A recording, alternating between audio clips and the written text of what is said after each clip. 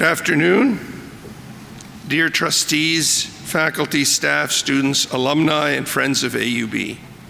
Welcome to the 154th Founders Day, a day when we pay tribute through our words and actions to the enduring efforts of those whose extraordinary undertakings founded the Syrian Protestant College, a small, mission-oriented university that would go on to become the great American University of Beirut. Normally, this would be an occasion for celebration, for commemoration, but in 2020, facing the most devastating contagion since the 1918 to 1920 influenza pandemic, the plague that has claimed so many of our loved ones without allowing us to bid them a proper farewell, or share in the fellowship of men and women in our grief, a year that has seen some of the most divisive political rhetoric across the globe in many a generation, we are hardly in the mood for celebration. In the midst of this plague, we've borne witness to 15 months of Lebanon's dire predicament, with no end in sight. Initiated by massive uncontrolled forest fires in the summer of 2019, fires that devastated large swaths of beautiful mountain forest, followed by a popular uprising that gave brief hope, only to be met by even greater political inertia.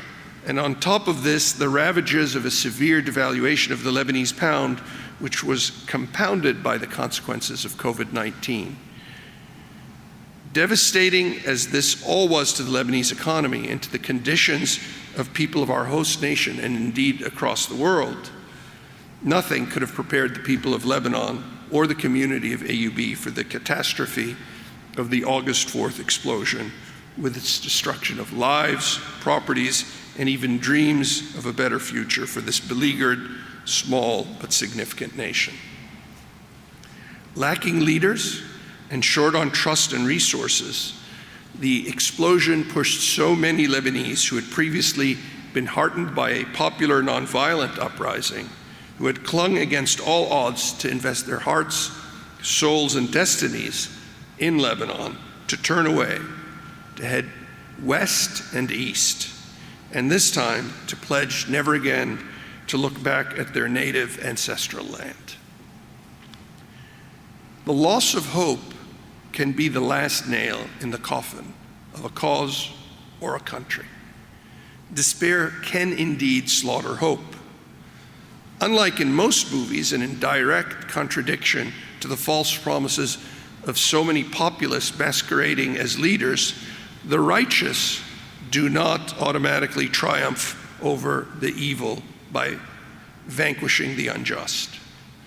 Reason can triumph over myths and urban legends, and it should, but only if we learn to distinguish between truth and falsehood, between right and wrong, and apply that knowledge as best we can, as mercifully as we can, to the exclusion of none and to the benefit of all. But what best determines the optimal path forward, and how can AUB best contribute? There's no question this has been a very difficult year for AUB. We have had more than 1,500 departures of faculty and staff, some of whom we could no longer afford to employ, but the majority of whom left Lebanon seeking a better life in a different place. Many of our students, more than 250 of them, have left Lebanon and AUB in the aftermath of the August 4th explosion. We've seen our revenues tumble by more than 70%, an amount that in almost any other university would force far more draconian measures than those we've undertaken, including closures of large swaths of university and hospital operations. Those are steps that we have refused to take. The campus and its residents have patently missed the students, faculty, staff, and alumni who give it life. The campus feels abandoned in these successive waves of pandemic-related closures. This has caused us to reflect a great deal, but also to take decisive actions to save that which makes the university so special, so essential, so necessary for a better tomorrow for Lebanon, the global South, and the world. On this occasion, we asked the students, our future alumni, and a bedrock of our community, to compose essays on Founders Day describing what it is about AUB that is most vital to preserve during these terrible trials. The wisdom and faith of Job, God's most faithful servant, has been required on many days just to get by for some folks, to keep faith in our mission. Today, out of more than 100 essays, 4 brilliant students have distilled what it is about this magnificent and generous seed of learning that is so fundamental to salvaging hope for this region. That hope may seem fleeting at this time, but we trust that it will redound even more vibrantly in the better times that we must purposefully strive to achieve. Before we get to the essayists, I wanted to conclude with a brief comment on one of the Bible's most famous parables, and after the winning essay is read, I will introduce today's speaker, our trustee and alumna, Dr. Huda Zoghbi, a true human treasure, marvel of science, humanism, and generosity. The line, "For many are called, but few are chosen," has been utilized in the Western canon for more than 2 millennia, but it originates in the New Testament in Matthew 22:14. In this passage, Jesus uses an allegory of the wedding feast to explain the difference between the general call to the Christian faith and the salvation of those few who genuinely adopt and embody the message. This is a very complex parable which has been adopted and co-opted by generations of populist leaders, Christians and non-Christians, believers and non-believers, to emphasize the few, a level of exclusiveness in direct contravention to the message itself, a message which I read as an openness to the many and those in between, a presentation of opportunities for inclusion that lies at the core of AUB's mission. We are about the few, the many, and those in between. Despite its deep roots in the Presbyterian missionary tradition, and maybe because of them, AUB transformed its raison d'etre in the first quarter of the 20th century while maintaining its core values. Coalescing in the first quarter of the 20th century on a secular humanist approach to which men and women of all faiths or of no faith are invited to its wedding feast, to dine together at its table of intellectual and spiritual abundance. Today, we have 4 diverse, aspiring, and insightful students determined to leave their own positive imprints on the struggling nation in a globe of peoples hanging on to hope, often by a thread. And these students will show us how the motto, "that they may have life and have it more abundantly," can indeed be realized. That message, that hope, is more needed today than it has been for many, many years. So let us all work together to make that hope a reality by preserving this university and its values, which best embody those hopes and dreams. I now have the pleasure of introducing the winners of this year's Founders Day Student Essay Contest. Third prize is awarded to Judy Murhali, majoring in nursing in the Hivery School of Nursing, and Rima Kamel, majoring in psychology in the Faculty of Arts and Sciences, for the essay Boldly AUB.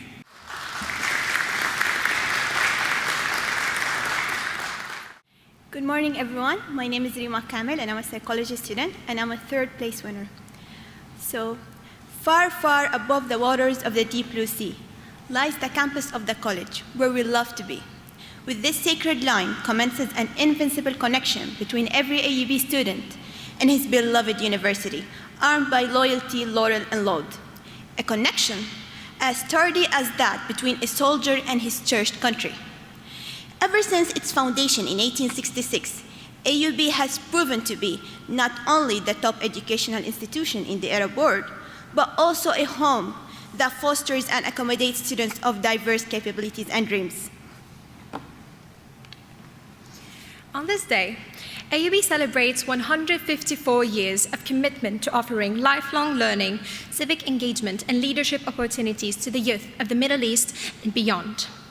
Under the supervision of dedicated and prudent leaders, AUB has strived to build a sustainable and inclusive Lebanon and contribute meaningfully to the global South. For every wish to be granted, we were taught that there has to be an omnipotent fairy of some supernatural sort that helps aspiring protagonists to overcome their challenges and make their dreams come true.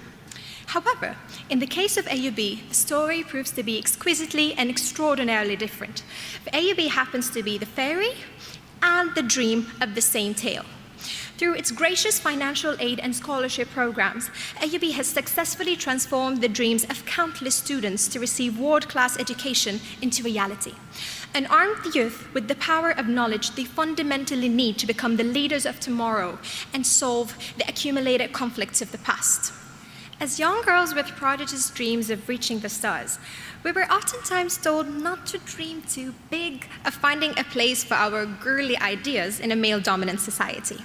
However, this misconception was totally abolished the moment we stepped into AUB and were urged to dream big in order to live bigger. With nearly 5,000 female students comprising the overarching 52% majority of the entire student population, AUB has effectively combated the stigma surrounding female leading figures and proved to be an advocate for female global higher education. In fact, AUB has a long history of combating all sorts of stereotypes, marked by the establishment of its famous Title IX framework, aimed at addressing, preventing, and responding to cases of discrimination, so that every student at AUB feels equally comfortable in leading the lifestyle he or she prefers. Furthermore, AUB has always been keen to offer its students a wide platform of expressing their opinions and electing their own representatives through powerful cardinal student council elections. Through Title IX and students' elections, AUB continues to represent a proud image of an independent and inclusive Lebanon that equally embraces and honors every person's similarities and differences. Furthermore, one of the most important features of AUB is that it doesn't only graduate great scholars at mind, but also great humans at heart. It has been ranked as the most civically engaged university campus in the MENA region for its efforts to engage young scholars in volunteer work to give back to their communities and aid them in times of crisis. For instance, the morning after the catastrophic explosion of Beirut's port took place, AUB volunteers at the Center for Civic Engagement and Community Service launched the Beirut Recovery Project and took to the explosion site to clear out glass from streets and provide psychosocial support for its affected families. Such earnest efforts and prestigious awards have not only proved AUB's meaningful contributions to its community, but also have granted it a distinguished Global South recognition. Despite the exceptional conditions Lebanon is currently passing through, AUB remains determined to accomplish its mission and provide its students excellent education by granting them access to campus facilities and to ensure their physical and mental well-being, while being simultaneously maintaining safety measures. Essentially, the Student Wellness Outreach Center has been attentive to students' psychological needs and focused on helping them overcome their struggles to survive this wheel of misfortune. These sincere efforts and countless more make us yearn to return to AUB campus and continue to make memories in the hearts of its magnificent place. But until then, let's all rise, express our pride as AUBites, and recite the chorus of our alma mater on the stage. AUB, in thee we glory, make us true and brave. Thank you very much for listening and have a nice day.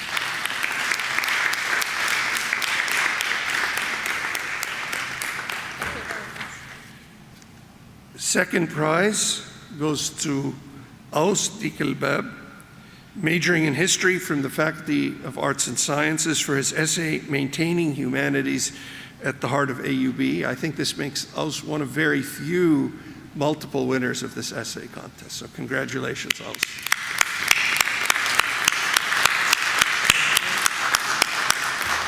Nice job. Let me give you these first. This is your check. Thank you. Good morning, everyone. My name is Albab, and I would like to dedicate this victory to all my wonderful professors at the History and Archaeology Department and to the recently retired Dr. Samir Sayali. As William Earl Dodge Sr. was laying the cornerstone of College Hall on December 7th, 1871, Dr. Daniel Bliss said the following: "This college is for all conditions and classes of men without regard to color, nationality, race, or religion. A man white black or yellow, Christian, Jew, Mohammedan, or heathen, may enter and enjoy all the advantages of this institution for 3, 4, or 8 years, and go out believing in one God, in many gods, or in no God. But it will be impossible for anyone to continue with us long enough without knowing what we believe to be the truth and our reasons for that belief. A radical statement for the time, one whose language would have been tweaked a bit had it been said today. It nonetheless embodies the spirit of tolerance that has been at the heart of this learning institution since it first opened its doors as the Syrian Protestant College with 16 students on December 3rd, 1866. 154 years later, AUB is an entirely secular organization with 9,495 students representing 94 countries, with an administration that remains dedicated to safeguarding tolerance, diversity, and inclusivity. But while AUB may maintain its diverse student body through generous scholarships for domestic and international students, alongside the many exchange agreements it has with universities all around the world, is it merely enough for AUB to be institutionally inclusive, to seek out and attract disadvantaged students both from within Lebanon and from without? If we want to maintain the mindset that tells us that tolerance, diversity, and inclusivity are good and necessary qualities of a modern society, then the answer is no. It is not merely enough to inclusively assemble a diverse cast of students and equip them with the necessary skills to pursue work in one of the many overly popular fields of science, technology, engineering, and medicine. If we want to spread the values and principles through which we arrive at the mindset of inclusivity beyond the walls of our beloved Ras Beirut campus, then we must focus on education, specifically humanities education. By focusing on the humanities, AUB can ensure that the future generations that pass through Main Gate at the beginning of their academic journeys can graduate having become more informed, cultured, critical thinking members of their societies. In a region that values the technical money-making fields of STEM and business, AUB has been a pioneer in humanities education through its general education program, a program that many students scoff at in the beginning, but one that is necessary for their general education. The spirit of this program is not better exemplified than in our Civilization Studies program, or CVSP, which challenges students to grapple with the fundamental texts and ideas of old that have guided humanity through its odyssey to these modern times. CVSP does not merely inform students of these ideas of old, it asks students to critically engage with the texts and formulate sound arguments of their own, whether in agreement or in disagreement. This process of exploration, analysis, and argumentation helps broaden the horizons of students and gives them valuable insight into the human condition. And it is a process that is at the heart of the humanities.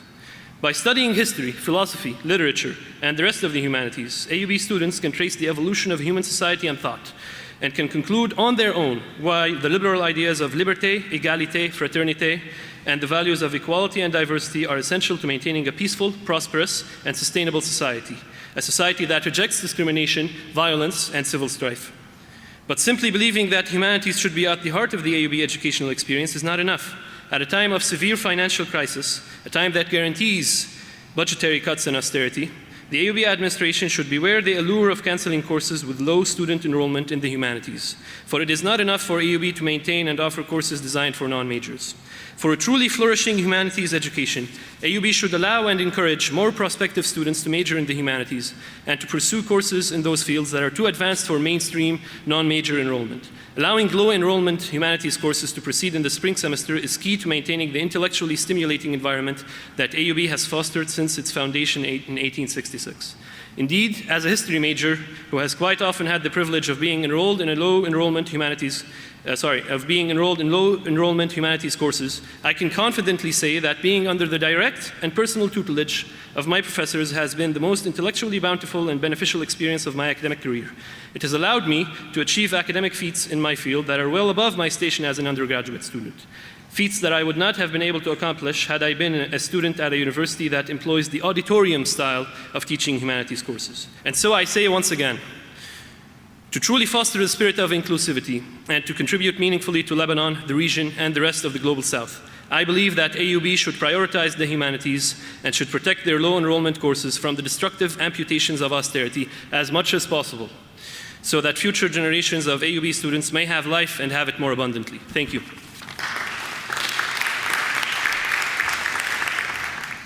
Thank you, Aus. First prize is awarded to Fatima Kassem Moussa, majoring in English literature, minors in creative writing and translation in the Faculty of Arts and Sciences, for her essay, AUB, Privilege to the Less Privileged.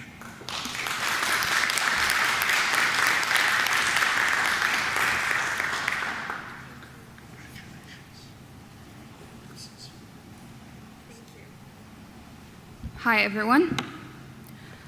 AUB privilege to the less privileged. There are things you need to understand about me. My name is Fatima Kassem Moussa. I'm an English literature senior with minors in creative writing and translation. And I would have never, in my happiest dreams, afforded to enroll in AUB without a scholarship. So 3 years ago, when I wrote an email to Dr. Salim Kinaan to consider me as a potential beneficiary of the liberal arts scholarship, I kept it in my drafts for 2 weeks before I sent it. I was that hesitant. What made me any different from anyone else? My name is one of the most common names in the world, and my records don't say anything special. Was I really ready for yet another disappointment? Considering I'm writing this, and I'm saying this right now, I don't get the privilege of surprising you with a plot twist. But I will tell you my favorite part of the story. On the 27th of March of 2018, the day I hit 17, I was informed that I got the scholarship that would allow me to pursue the major of my dreams in the university of my dreams. You might ask yourself, great story, great emotion, but what does this have to do with the question? Skip the gist. What is it about AUB that is important to expand to help build a sustainable and inclusive Lebanon and contribute meaningfully to the global South? But this is your answer. AUB has always been there for people like me, people who wouldn't dare to dream of getting the quality education that I am getting, people who filled their applications and left the part about their parents attending AUB empty, those with great potentials but little income. So, people who keep their emails in their drafts in fear of rejection. So what should AUB ensure that it still provides? Simple. I believe the answer is opportunities for people who deserve a chance. With Lebanon's deteriorating economic crisis, the tragedy of the 4th of August and its implications, it's hard for AUB to continue supporting people in the quantity and quality it used to do so. But think of it this way. How many people aren't getting their chances of becoming the next Waddah Malaib, Zainab Shirri, Hisham Aitani, or one of the names on the long list of AUB alumna with remarkable accomplishments that contribute meaningfully to the global South and the world? How many people are already losing their chances because they cannot afford the education they thought they could in a country of constant variables? AUB's main focus now, more than ever, should be to keep Daniel Bliss's words thriving, that this college is for all conditions and classes of men and women. I hope that when the time comes for the next batch of freshmen and sophomores to enter the gates of Bliss Street for the first time, many of them would read the words inscribed on its gates, that they would have life and have it more abundantly, knowing well that this is what they will have with the support AUB has given them and will continue to give for people like them and myself. Thank you.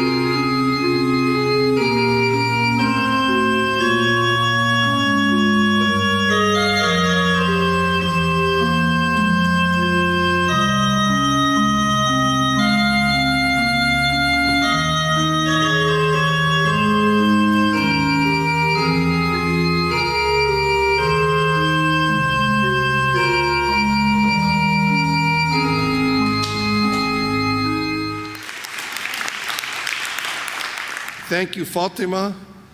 Thank you, Judy, Rima, Aus, for your wonderful essays. We are a community with a long history of empowering women, from the first Arab women doctors to train and practice in their homeland to great diplomats, thinkers, and artists among our alumni, and all women who accessed coeducational opportunities at AUB decades before many of the great Western universities admitted them. We still have many miles to go before we sleep, as we recognized by establishing an effective Title IX office and task forces for the lives and careers of our women faculty and for the lives and careers of women at AUB across the university. Before I introduce one of those women whose stellar career was launched at AUB, our keynote speaker today, Dr. Huda Zoghbi, trustee, alumna, scientist, and humanist extraordinaire, I would like to thank our judges for the essay contest, chaired again by David Landis from the Faculty of Arts and Sciences, with Naila Al-Aql from the Faculty of Agriculture and Food Sciences and the Office of Student Affairs, Mahmoud Al-Hindi from the Maroon Sam'an Faculty of Engineering and Architecture, and Fida Afyouni from the Sulaiman Alayan School of Business. We thank them for their stellar efforts reviewing more than 100 essays and judging them. Thank you.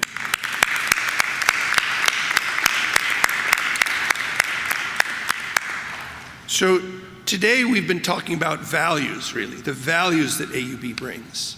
And those values are crystallized perfectly by our trustee, alumna, and leader, Dr. Huda Zoghbi, a great, accomplished, but remarkably humble woman physician scientist. I could take the whole hour and describe only a fraction of Dr. Zoghbi's accomplishments, but I'm going to leave the stage to her. Simply stated, Dr. Zoghbi studied biological sciences at AUB, and she began her medical training in 1975. She actually met her life partner, Dr. William Zoghbi, here at AUB.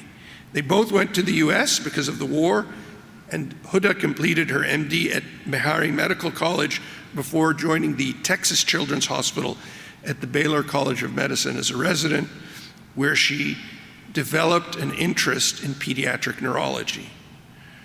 Dr. Zoghbi's rise to prominence as the world authority on hereditary neurodegenerative diseases has been remarkable and irresistible, as her lab has unlocked the mysteries of spinocerebellar ataxia type 1 and Rett syndrome, and she is now leading major efforts in the understanding and treatment of Alzheimer's disease. So she studies and treats diseases at the two spectrums of life.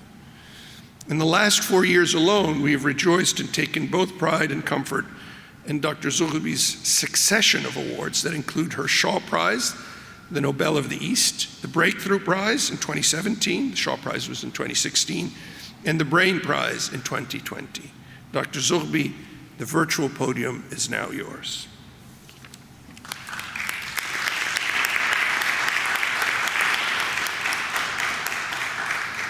Good afternoon. It's my distinct privilege that President Khoury gave me the honor of speaking to you today, and I'm also humbled by the responsibility. For although on Founders Day, we rightly celebrate AUB's magnificent history, this particular Founders Day, we must also admit that we are in the midst of many crises. And we are not the only ones. What's true for Lebanon is also true for nations around the world. The coronavirus pandemic, economic collapse, political turmoil, bureaucratic paralysis, natural disasters, and man-made disasters are all around us. As we ponder such calamities, we must remember that we are not without hope, and we are not without help. The AUB community recently showed true Lebanese resilience when it sprang into action after the explosion in Beirut. Your determination, courage, and heroism inspired many of my American friends and colleagues to support AUB's efforts. The real challenge, however, is not the acute crisis, but the long aftermath. Around the world, many countries are experiencing a new wave of COVID-19 infections, simply because people are tired of wearing masks and social distancing. Of course, a new surge of infections only guarantees more severe restrictions. So the question I want to consider today is, how do we keep going? How do we continue to do the right thing when our problems seem so large? I want to share with you some of my own experiences that may be similar to what you're experiencing now, and what I have learned from these experiences. I was born and raised in Beirut. I went to AUB as an undergraduate and wanted to major in English literature, but my mother insisted I study medicine. I fought her on this, but my mother, and all of you know how strong-willed Lebanese mothers are, prevailed. Luckily, I also loved biology, so it was not a hardship to major in it. And when I entered medical school at AUB, I thoroughly enjoyed my medical school classes. I still have my notes from my neuroanatomy class taught by Professor Adel Afifi. His teachings were so clear, I could draw neural circuits based on his descriptions, and I could color them differently based on the directionality of the connections. Neither of us knew it at the time, but Professor Afifi unwittingly laid the foundation for my future. Contrary to what you may have heard about medical school, life was pretty idyllic. Our class of 63 students enjoyed great teachers and very special friendships. And I met Huda Zoghbi, the man who would become the love of my life and the most supportive partner I could have ever dreamt of. But halfway through our first year, the Civil War broke out and our lives were turned upside down.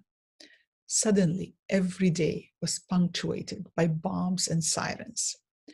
Those of us who lived off campus had to find safe shelter on campus. I made my home in a closet within the ladies' room in the basement and slept in a sleeping bag on the floor. During our 6-month lockdown, we moved only between the auditorium in the basement, the tunnel, the cafeteria, and the hospital, and a few rooms in the Tamara Sabbagh building. By today's criteria, we were taking a huge risk, but it was a risk that our class and professors, some of whom were Americans, were willing to take because we did not want to lose the year. The administration went along. I guess lawyers and liability were not such a big concern then. Living through this hardship together, our class formed strong bonds, and many of us continue to be friends to this day. That spring, however, my younger brother, who was 16 years old at the time, was hit by shrapnel. This brought home how close to danger we were. My parent wanted my brothers and me to go abroad and visit relatives for a month or two in the summer, expecting that the war would die down quickly and things would return to normal by the time the next year's school year started in October. The airport was closed, so we drove to Syria, and from there we flew first to Europe and then to the US to stay with my sister, who was in Texas at the time. The trauma of the Civil War was still fresh for me. When I heard fireworks for a July 4th Independence Day celebration, I thought they were bombs going off, and I burst into tears. I anxiously monitored the situation in Lebanon, where the conflict was escalating. By the end of September, the airport was closed, and the Syrian border was not safe to cross. I realized that I would not be able to return to Beirut. I started looking for a medical school to transfer in the US, and only then learned that medical schools in the US start in August. All my applications were rejected. I was getting depressed seeing my dream of finishing medical school disappear, and I was not sure what to do next. A friend of the family invited me to Nashville, Tennessee, in an effort to cheer me up. He had contacts at Vanderbilt University, so he took me there. but the answer was no. They suggested I try this other medical school down the road, MEHARI Medical College, a historically African-American medical school. I had no understanding of racial issues in the US at the time, but I will be forever grateful to the dean who met with me and let me start school the following day. I was terribly homesick and worried about my family constantly. I felt isolated and lonely and was 2 months behind on my classes. I focused on what I could control, studying hard and learning as best as I could. William transferred the following year and life was more bearable, though we both still considered Lebanon our home. We both excelled at MEHARI and we got an excellent education. We spent our 4th year doing rotations at other medical schools as we realized that our chances to get into good residency program coming from MEHARI would be challenging. I had done one of my rotations at Baylor College of Medicine, and the chair of pediatrics there, the late Dr. Ralph Fagan, had made it clear he would welcome me as a resident. Every other place I applied made it clear they are uninterested and rejected me, despite my having top scores on the national exams. So I placed Baylor at the top of my list, and on match day, I learned that I would be heading to Houston for my residency. I was drawn to pediatric neurology because I liked the challenge of figuring out the anatomical location of a neurological problem by simply talking to the patient. But what to me was a puzzle in logic was a source of pain to the patient. Even in the early 80s, Texas Children's Hospital was a major center, so it always drew the most difficult cases. Every day I sat with parents and had to tell them there was nothing we could do. Sometimes I would go home at night and cry for these families and for my lack of anything to offer them. I was beginning to seriously question my career choice when in 1983, one particular patient set me on a different path. Ashley was a beautiful little girl who had been perfectly healthy until 2 years of age when she just stopped learning.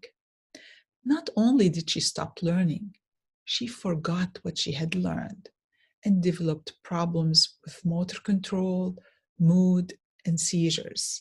All she could do was wring her hands in front of her heart. I recognized this as a hallmark of Rett syndrome because an article describing this rare disorder was published by European child neurologists that same month. By pure chance, another patient came in a week later, also wringing her hands, and I realized there must be more cases.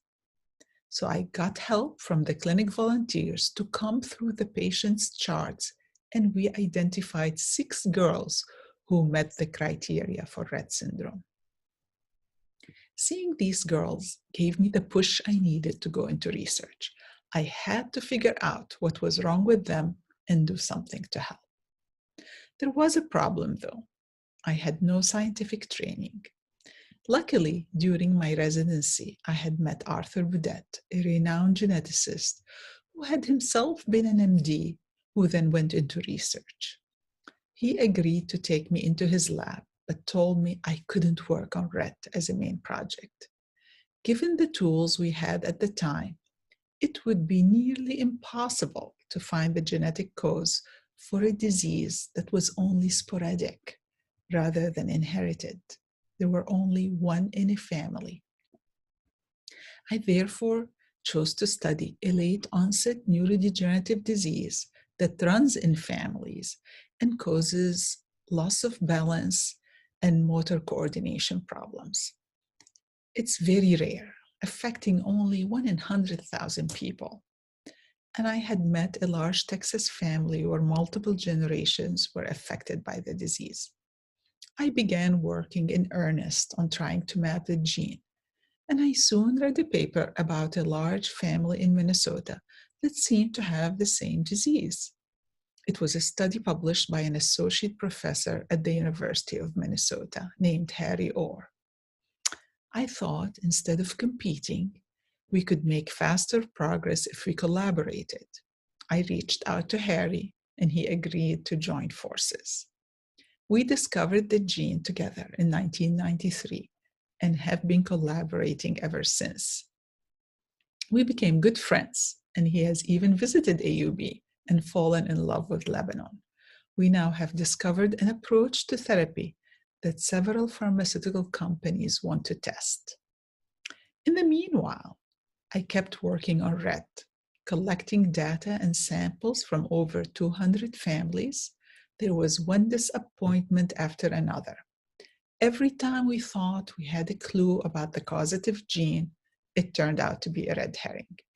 Finally, in 1999, 16 years after my first encounter with a Rett patient, we discovered the gene that's mutated in Rett syndrome.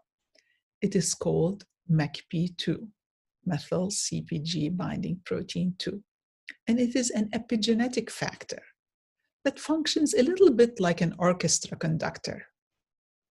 It doesn't play any instruments itself, but it ensures that other instruments, in this case, other genes, play at the right time in brain cells. This opened up a new field of study on the role of epigenetics in brain function. We began to study the role of MECP2 and epigenetics in mice.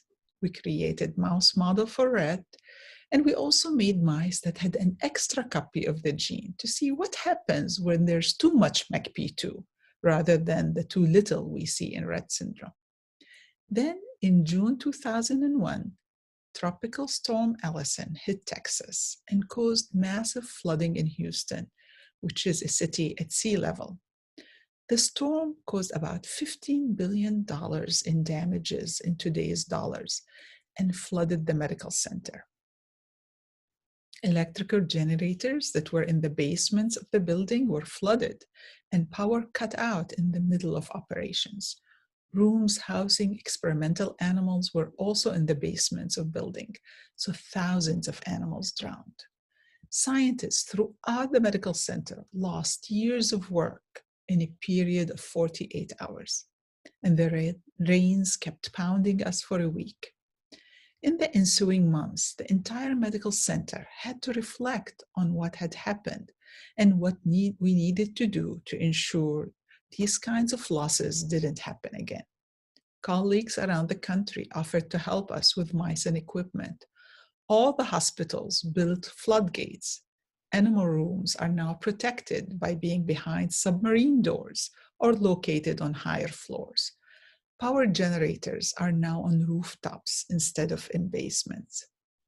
The result is that while Houston has had equally serious floods since 2001, the medical center has been protected. It took us a long time to recover from the storm scientifically. My lab alone lost thousands of mice. One of my students saw 4 years of work evaporate overnight. She was despairing. I asked her if there could have been any cages on higher shelves that escaped flooding. She said she did not think so. But I took a flashlight, put on a wading suit, and went down to the mouse room with her and checked the remaining cages one by one. At the end of an hour's search in the nauseating stench, we found one cage with one mouse still alive. This was the only survivor of a line of mice she generated that had an extra copy of the MECP2 gene. My student took that one mouse, nurtured him to health, bred him, and then studied his offspring. These mice had twice the normal levels of MECP2, and they developed a neurological disorder. This led us to predict that there must be people with duplication of the Rett gene who would have a similar disorder, and this proved to be the case. The disease is called MECP2 duplication syndrome, and it turns out to be a common cause of X-linked intellectual disability. We're still studying descendants of that one mouse and have recently used them to test a therapy that could treat the disease. When I look back on these experiences, I'm struck by how often success has seemed to rest on chance. Often these chances don't look like much. A college we've never heard of, a single sick mouse, one more patient we cannot save. If I were to draw lessons from my experiences, I don't think I could do better than to use the words of the great tennis player Arthur Ashe, who expressed his code for living as: start where you are, use what you have, and do what you can. Let's take the first injunction, to start where you are. I was uprooted from Lebanon and AUB, and after many rejections, I found myself at Hivery Medical College, 2 months behind in school. I hadn't even heard of Tennessee before that year, but that is where I landed, so that is where I began again. Ashe's second injunction is to use what you have. When I decided to go into research, I didn't have training in lab work, but there was a great geneticist in my department who knew me through my pediatric neurology residency. I then used the skills I had honed in medical school and as a neurologist to learn genetics and lab techniques. It was enough to get me started. In a similar vein, one lonely mouse who managed to survive the flood was enough to provide the foundation for 19 years of research. It was all we had, but it was enough to discover a new disease and test a new treatment for it. Never underestimate the value of what is already in hand, whether it's skills or resources.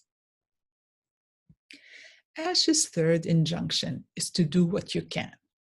I believe my whole research career has been predicated on this principle. I couldn't offer treatment to my patients, but I offered what I could by way of comfort. And then I decided to do more by going into research. The Texas Medical Center couldn't just move all its buildings farther inland, but they could and did reconceive the location of generators and added in multiple layers of protection against future floods. Perhaps an even better example is that of AUB's founder, Daniel Bliss. He grew up poor and funded his education with farming. He studied philosophy at a small liberal arts college in New England, entered the ministry, and was sent to Lebanon to teach school children. His success with the boarding school eventually grew into the founding of a new college that became the American University of Beirut. As Bliss saw it, his mission was to educate rather than just inform. He thought facts are like seeds. They are of little value unless by reason, will, and conscience, they are nurtured into ideals that bear fruit. We are here today because Daniel Bliss quietly set about doing what he thought best, step by step. There are now many thousands of AUB alumni, and many of them have had an outsized impact on the world through their work as diplomats, engineers, writers, teachers, historians, artists, politicians, nurses, doctors, and scientists. Even though solutions to the multiple crises we faced are not going to be achieved by a single individual act, they will not be achieved without all of us acting individually. Step by step, hour by hour, we can make the world a slightly better place. Let us face our challenges collectively, with each of us starting where we are, using what we have, and doing what we can. Thank you. Thank you, Dr. Zoghbi, for that inspiring speech, one that will live long in the memory of all of our community. If I could ask the deans, provosts, and the attendees to please rise for the playing of the alma mater.